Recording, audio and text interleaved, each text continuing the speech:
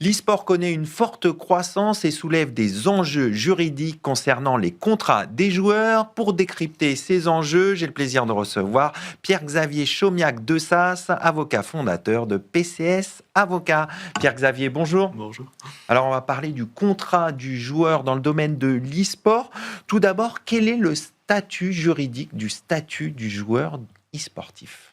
Justement, c'est un enjeu très intéressant, car il faut d'abord comprendre qu'il y a deux écosystèmes qui travaillent côte à côte. D'abord, l'e-sport amateur, donc largement représenté en fait par des associations et des joueurs semi-professionnels, et de l'autre côté, les joueurs e-sportifs professionnels qui évoluent dans des conditions particulières. Le législateur, en 2016, a essayé justement d'encadrer ou proposer un cadre légal pour protéger les joueurs e-sportifs professionnels. Si pendant très longtemps, le contrat de prestation de service était la forme historique, parce que très flexible et très adaptable, le législateur a proposé un contrat très inspiré en fait, du droit du sport, avec un contrat à durée déterminée, dans des formes un petit peu allégées. Malheureusement, la pratique a montré que ce contrat est quand même extrêmement Il n'est pas dur. adapté ?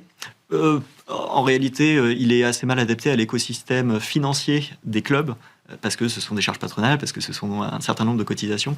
Et donc finalement, aujourd'hui, la réalité est que le contrat de prestation de service est très largement préféré par les professionnels, avec des enjeux délicats, puisque l'enjeu contemporain, en fait, c'est le risque de requalification en contrat de travail, qui est le statut légal de ces contrats de prestation.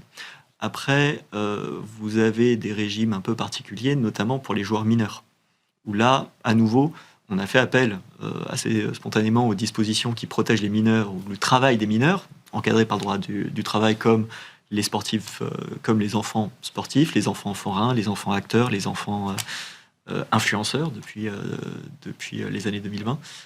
Et donc, c'est cet écosystème un peu particulier qui donne finalement au statut de joueur professionnel une situation un peu particulière. Alors, justement, vous parlez d'écosystème, de statut particulier. Nos téléspectateurs connaissent peut-être pas cet environnement. Quelles sont les activités, les prestations des joueurs dans le domaine de l'e-sport ? Tout à fait. Bien.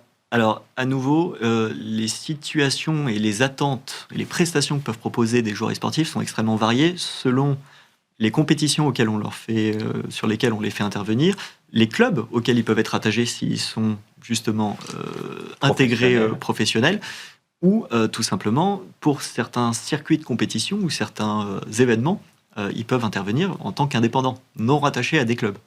Et donc, dans les prestations qu'on est susceptible de leur demander, il y a en réalité, évidemment, la participation aux compétitions, mais l'obligation de publier ou de rediffuser, notamment sur les réseaux sociaux, pour toucher les différentes audiences de ces publics, des contenus, ou alors des prestations, on va dire, complémentaires de représentation du club, des marques partenaires à différents événements culturels, du gaming au sens large, donc du jeu vidéo, des réseaux sociaux. Tout ça, ce sont des clauses qui seront insérées dans le contrat du joueur. Tout ça sont des choses qu'on peut en effet demander aux joueurs, et il est vrai que synthétiquement parlant, aujourd'hui, un joueur a 4 casquettes potentiellement cumulées. La première, en effet, la plus simple, participer à des compétitions de jeux vidéo. Deuxièmement, une sorte de casquette d'influenceur, puisqu'il doit créer des contenus qui seront diffusés sur les réseaux sociaux, avec toutes les problématiques de droit à l'image, par exemple. Une troisième qui est celle de... Alors, le terme mannequin est un peu rapide, mais en tout cas de présentation ou de représentation du club et des marques associées. Et une dernière casquette, puisque aujourd'hui, on privilégie largement le statut d'auto-entrepreneur, en réalité, les joueurs professionnels sont des entrepreneurs.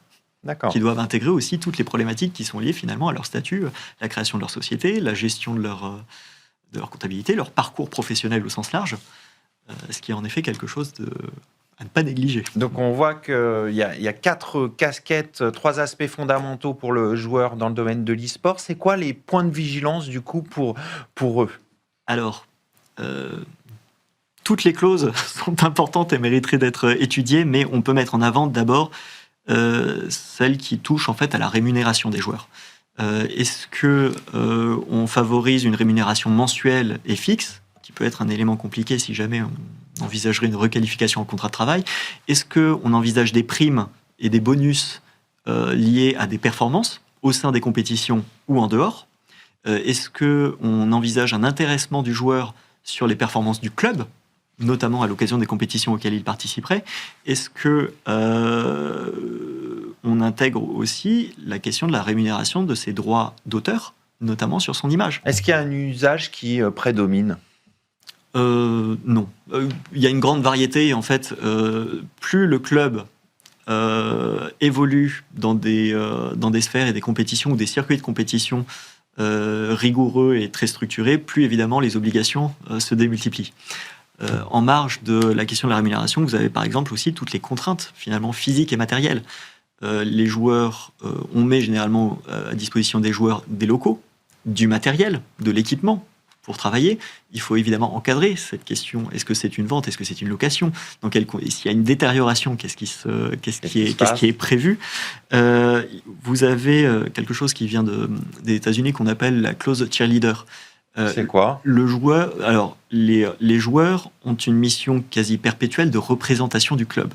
Et donc, il est assez fréquent qu'on intègre dans leur contrat des éléments pour lesquels on insiste sur le fait que n'importe quel comportement qu'ils pourraient avoir pendant les compétitions, pendant leurs prestations, et même en dehors, tout comportement qui nuirait à l'image du club ou de ses partenaires pourrait impacter justement les conditions de prestation dans lesquelles ils évoluent.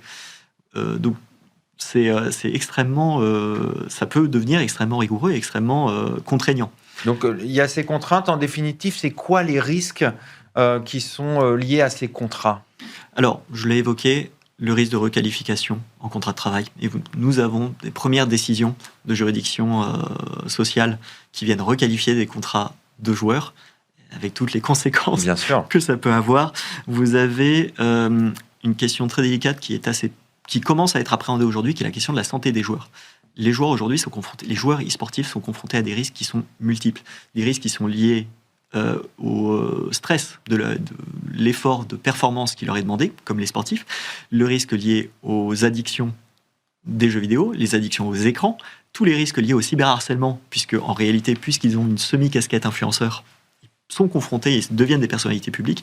Et ça, en effet, c'est souvent mal apprécié, d'autant que si les risques commencent à être de plus en plus connus, la question de qui porte la responsabilité en cas de difficulté, est-ce que c'est le club qui emploie un prestataire externe?